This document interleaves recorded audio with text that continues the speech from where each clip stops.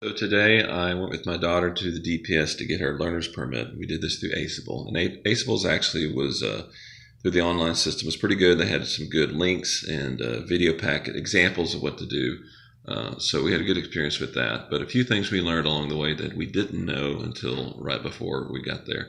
One is your verification of enrollment. You need to do that earlier than the night before because you've got to get an endorsement from your school. They need to be ones who sign it and say, yes, they actually did go to school here. So if you're in the situation where your school shut down for the summer, they did tell us at DPS that you could bring the last report card and they would accept that because I understand some schools are shut down and you can't get anything for months. So that's one thing. Another thing is make sure you've got all your documents, which Aceable covers that pretty well. Make sure you have your original birth certificate, original Social Security card. And then I would have a little bit extra than you think you need just to be safe.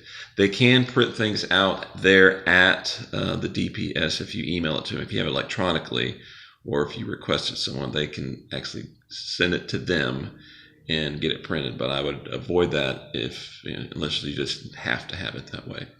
The other items are I would get there early. We got there at 7:15 thinking we might be in a good place, and there's already 150 people there. So I would recommend getting there no later than 6:30. And then once you get in, they'll give you basically your card. Ours was an L, which they said the L is for learning. It takes a lot longer.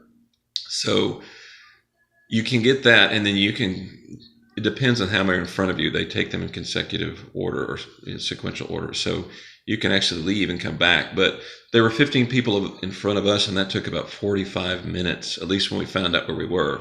There were 15, so you might be able to gauge that. But I wouldn't recommend leaving and coming back unless you're sure that there's a pretty big line in front of you. But if you're going to get there early, no matter what, you're going to probably have to stand outside if you get there before they open.